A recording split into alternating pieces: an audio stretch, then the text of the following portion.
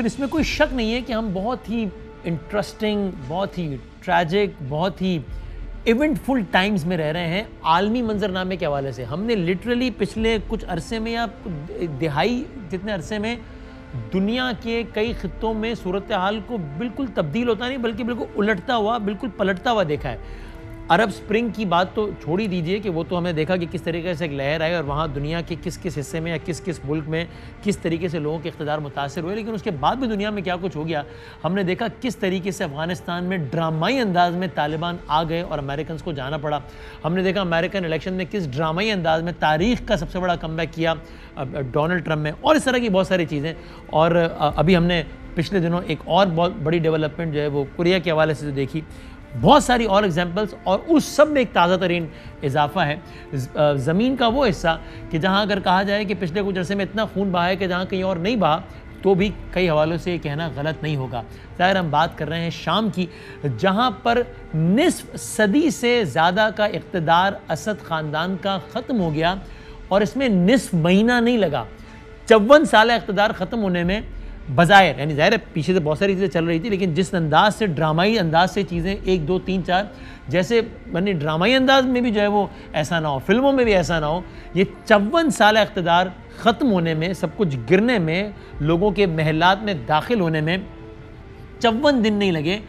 10 دنوں کے اندر سارے کا سارا معاملہ بدل گیا. حافظ الاسد بشار الاسد کے والد تھے، تقریباً 1971 سے ان کی شام پہ حکومت تھی، اور اس کے بعد جب ان کا انتقال ہوا تو اس کے بعد تقریباً سن 2000 سے بشار الاسد نے اقتدار سنبھالا. اس وقت بشار الاسد کی عمر نہیں تھی، کوالیفائی نہیں کرتے تھے، وہاں کے قوانین کے حساب سے ترمیم کی گئی تاکہ وہ اس پہ فٹ بیٹھ جائیں، اور پھر انہوں نے اقتدار آ کے سنبھال لیا. ایک ریفرنڈم ہوا، اس ریفرنڈم کو 98% سے جیت گئے، اور اس ریفرنڈم میں وہ اکیلے ہی امیدوار تھے. بہرحال وہ اقتدار میں آ گئے. چھوٹے موٹے چیلنجز تو آتے رہے، لیکن اس کے بعد سن 2011 میں ایک بہت بڑا چیلنج آیا، جب کہہ لیجئے کہ دنیا کی بہت ساری بڑی بڑی طاقتیں کسی نہ کسی انداز سے اپنا پورا زور لگا چکی، جس میں بہت سارے مختلف سوچوں کے لوگ بھی تھے، لیکن وہ اس ایک پوائنٹ پر اکٹھا تھے کہ اس حکومت کو گرانا ہے، اور اپنے طور پہ سب نے زور لگا لیا، لیکن یہ ہو نہ سکا اور بشار الاسد کا اقتدار قائم رہا. لیکن اس دوران انسانی خون بہا، 5 لاکھ کے قریب افراد جان سے گئے، باقی نقصان الگ، لیکن جو ڈائریکٹ جانی نقصان ہے وہ تقریباً 5 لاکھ کا ہوا. اب اس میں کوئی شک نہیں ہے، یہ ایک اوپن سیکرٹ ہے کہ رشیا اور ایران اس رجیم کو ظاہر سپورٹ کرتے تھے، اس میں کوئی راز نہیں ہے. بلکہ بشار الاسد بھی جو آخری مرتبہ منظر عام پہ دیکھے گئے، وہ اب سے کچھ دنوں پہلے اسی مہینے ایران کے وزیر خارجہ کے ساتھ منظر عام پہ دیکھے گئے. تو روس اور ایران کی حمایت حاصل تھی. دوسری طرف جو ہے وہ بہت ساری اور عالمی طاقتیں تھیں جو کہ خلاف تھیں. یعنی روس کے لیے معاملہ کتنا زیادہ اہم ہے اس سے اندازہ لگا لیجئے. مشرق وسطیٰ میں روس کا سب سے بڑا اتحادی شام تھا، تو یعنی کہ یا بشار الاسد کی رجیم تھی، یعنی کہ روس کو اگر بہت ساری چیزیں اگر کنٹرول کرنی ہے مشرق وسطیٰ سے ریلیٹڈ، تو اس کے لیے اس کا جو سب سے بڑا کسی بھی اور جگہ سے بڑا جو اسٹیشن تھا وہ شام تھا. ایران کے لیے کتنا امپورٹنٹ تھا یہ اندازہ لگا لیجئے کہ یعنی اگر آپ شام میں کھڑے ہو تو پھر آپ لبنان کے پاس بھی ہیں، آپ فلسطین کے پاس بھی ہیں، آپ اسرائیل میں پینیٹریشن کسی نہ کسی انداز سے کر سکتے ہیں. تو یہ سارے کا سارا ایران کا جو معاملہ تھا لبنان یا فلسطین کے حوالے سے، لبنان میں حزب اللہ، فلسطین میں حماس، یہ سب جو ہے وہ براستہ ایران ہوتا تھا. سو آپ اس سے اندازہ لگا لیجئے کہ ان دو ممالک کے لیے یہ کتنی بڑی خبر ہے کہ ایران کے لیے اب ایکسس کتنا مشکل ہو گیا ہے لبنان میں اور فلسطین میں، اور روس نے اپنا سب سے بڑا اتحادی کھو دیا ہے. اب ظاہر ہے جب ایران کے لیے بری خبر ہے تو آٹومیٹکلی اسرائیل کے لیے اچھی خبر ہے، اور یہاں تک کہ اسرائیل کے بنجامن نیتن یاہو نے یہ کہا ہے کہ یہ جو کچھ ہوا ہے یہ اسرائیل کی جو کوششیں ہیں ایران کو اور ایران کی پراکسیز کو کرب کرنے کی، یہ اس وجہ سے ممکن ہو پایا ہے. اور کئی تجزیہ کاروں کا بھی یہ خیال ہے کہ بھئی روس اور ایران اس ساری گیم کے اہم حصے دار تھے.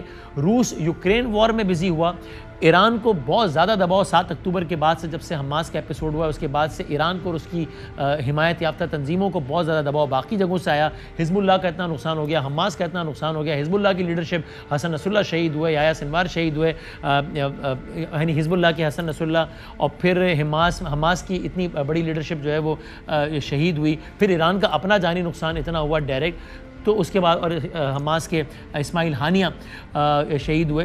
تو پھر یہ دونوں اس انداز سے فوکس نہیں کر پائے اس سارے معاملے پہ، اور جس کی وجہ سے یہ مزید آسان ہو گیا.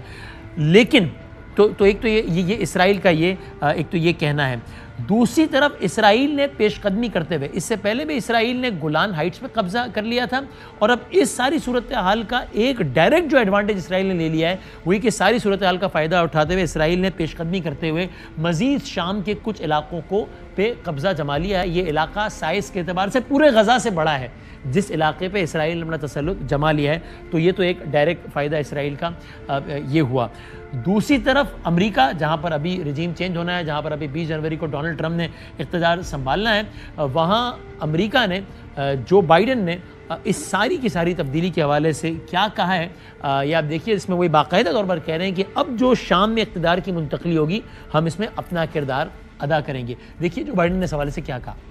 After 13 years of civil war in Syria, at long last, the Assad regime has fallen. The United States will support Syria's neighbors. I will speak with leaders of the region in the coming days. Send senior officials from my administration to the region as well. We will help ensure stability in eastern Syria. تو ایک طرف تو یہ صورتحال ہے، لیکن دوسری طرف بہت سارے اور انٹرسٹنگ سوالات بھی ہیں اور تجزیے بھی ہیں. باغیوں کی پیش قدمی کے باوجود اس سارے معاملے میں خون نہیں بہا ہے، اور باغیوں کی پیش قدمی اور تسلط کے باوجود بھی نہ رشیا نہ ایران کے مفادات کو کوئی ڈائریکٹ نقصان اس انداز سے نہیں پہنچا ہے. یہ ٹھیک ہے کہ ایران کے سفارت خانے کو بم دھماکے سے اڑا دیا گیا، لیکن اس انداز سے کوئی بلڈ بات نہیں ہوا ہے، جس کی وجہ سے کچھ تجزیے یہ بھی ہیں کہ کہیں نہ کہیں کسی نہ کسی لیول پہ شاید کچھ نہ کچھ ارینجمنٹ بھی ہوئی ہے. تو بہت سارے سوالات ہیں. یہ ہوا کیسے؟ یہ اتنا جلدی کیسے ممکن ہو گیا؟ اب کیا شام میں استحکام آئے گا؟ یہ اس کا ایران کے لیے اس کا کیا مطلب ہے؟ اسرائیل کے لیے اس کا کیا مطلب ہے؟